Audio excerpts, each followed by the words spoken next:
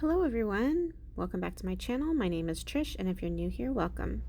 So this video today is actually an old video that I did back when I was first starting resin. I never posted this video because I made a lot of mistakes. I was a beginner at the time and I didn't feel like I should post it because I wanted it to be a tutorial and I felt like I just made too many mistakes for it to be a tutorial.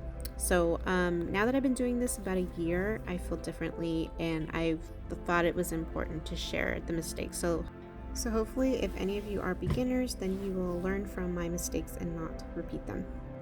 So the first thing is you want to mix your resin slowly. I do speed these videos up for time, but I am mixing my resin slowly, and it's important to do that so that you don't create too many bubbles within the resin, and so you won't have so many when you pour later. It can be very difficult to get the bubbles out, especially in certain types of molds where bubbles can get trapped easily. Second thing is don't over pour. Now this was a coaster and I wanted so very badly to fit all of these beautiful shells in there. But also with this type of coaster mold, this mold is the kind that has the lip, so it's not just like a square mold.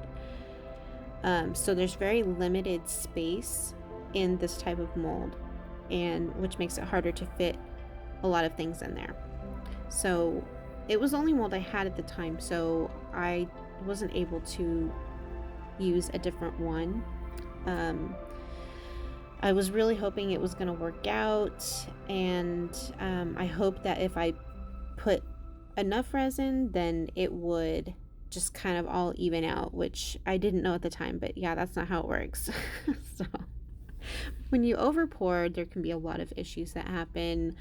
One being that when you over pour, it can cause the mold to make your resin cure in a different shape than it's supposed to. So like if you put too much resin, it's gonna make the sides of the mold bulge out more and it won't look like a perfect square anymore.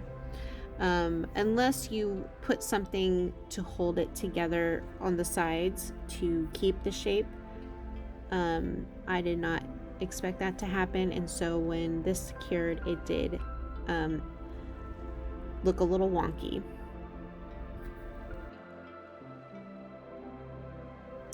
And one of the reasons I was pouring so much resin was that I was trying to make sure that the shells were completely covered in resin. I didn't want anything to be sticking out, and but you can see as I'm pouring, it's already starting to change shape on the sides, and I don't think I realized it at the time when I was pouring, but I definitely saw it when I was taking it out of the mold after it was cured.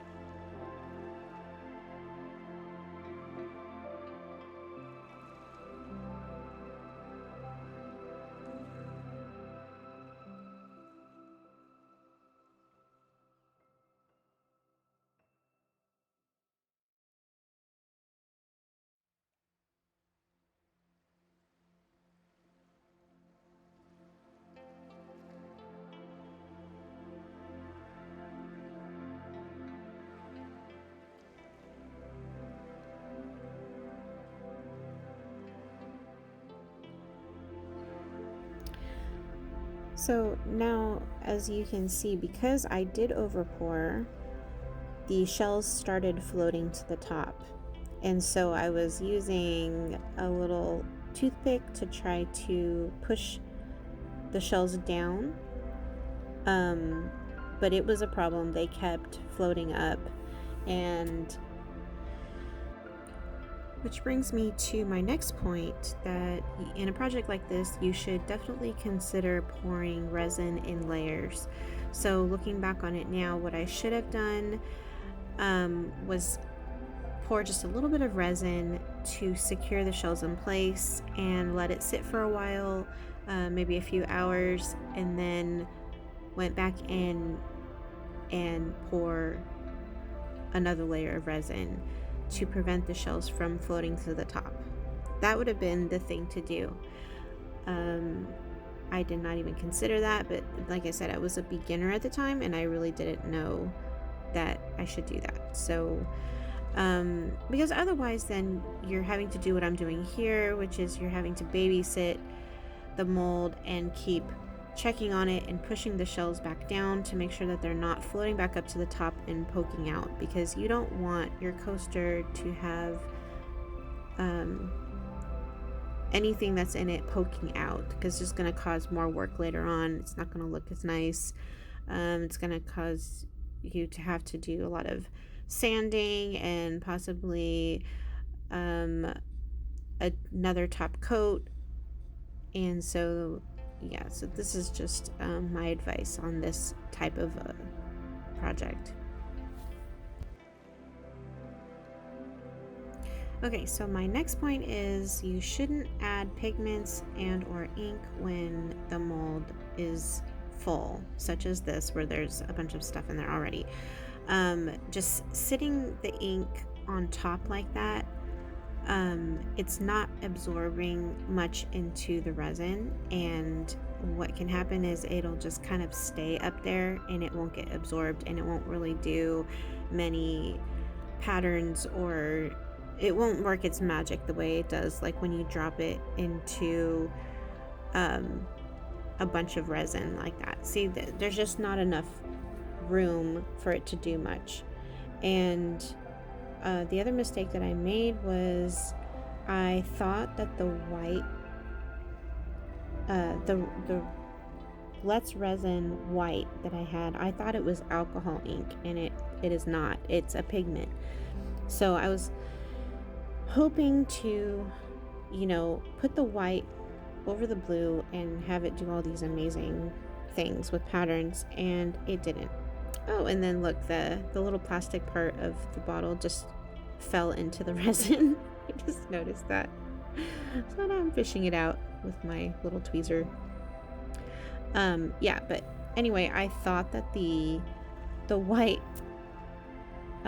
was alcohol ink, and it's not. So basically, that type of pigment, you have to mix it into the resin. It's not going to do those swirly little designs that you see with alcohol inks. And I had a really hard time squeezing that stuff out. I don't know why. It's really hard to get out. But when I did get it out, I was like, why is it so thick? Oh, because it's not alcohol ink. So I gave up on this, and then I was like, okay, I'll use a different color. So I came in there with, I think it was like an aquamarine green color, and it finally started to move around a bit, but it still really didn't do much. You're gonna see in a minute here.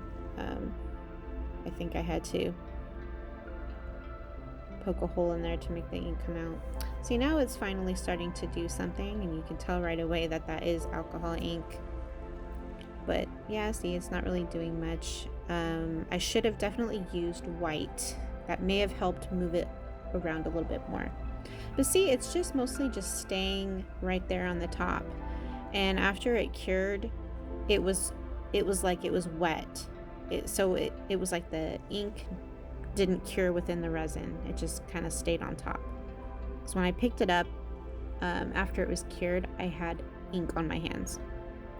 So yeah, this is not too great of an idea to try to do this when there's so many other things already in the mold. It's just gonna stay on the top.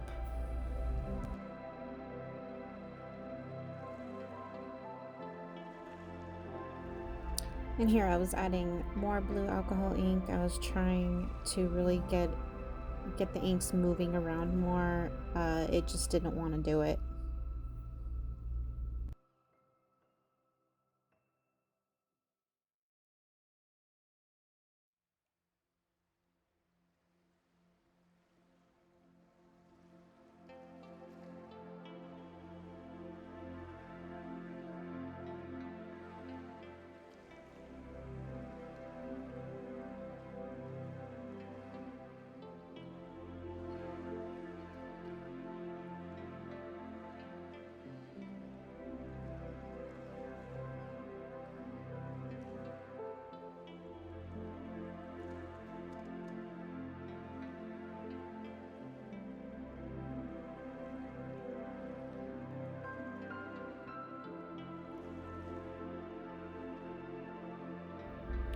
So here I'm finally taking the coaster out of the mold, and I kind of like how the alcohol inks came out, but like I said, they didn't cure within the resin. My hands got ink on them, and I was expecting like a much prettier pattern.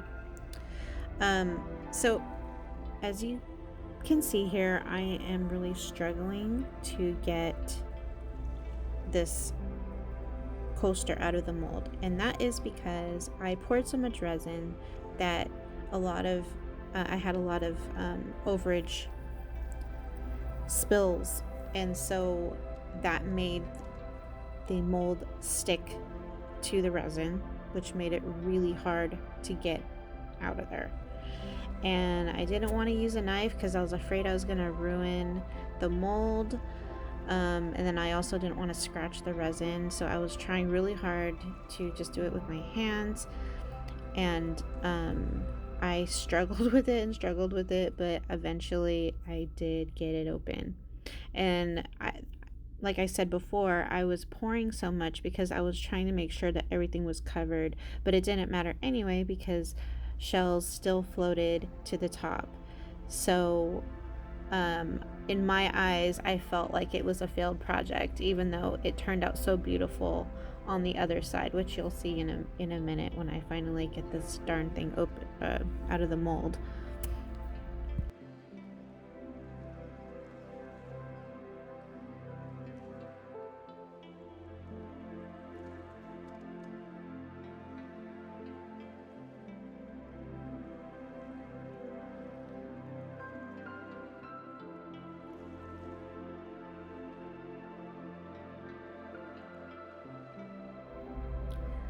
So despite all of the things that were going on in the back, I love how the front turned out. It looked better than what I imagined it was going to look like. But see here, you've got those shells that floated to the top, but look at that side. It's so pretty. But also, you know, like I said, the sides came out a little wonky because of me over pouring. You can see, yeah, it's not flat. But look how pretty those shells look, even on the side. I love it. So this is definitely a coaster that I'm gonna have to do again the right way, hopefully. and I'll have to do like a comparison video maybe to see how it will look by doing all of the right things instead of all the wrong things. So I really hope that this video was helpful to some of you, especially the beginners. I know when you first start resin, it's very intimidating. I was really scared to start, and my advice to you is, you know, don't be scared. Try not to be intimidated, just jump right in there and get started. Just make sure you do a lot of research first so that you can try to avoid some of these mistakes. Resin's very expensive and you don't want to waste it or the materials that you've bought to use with it. And yeah, that's really all I have to say, is that just try it. I think you'll love it. And also make sure that you follow the safety guidelines for your resin.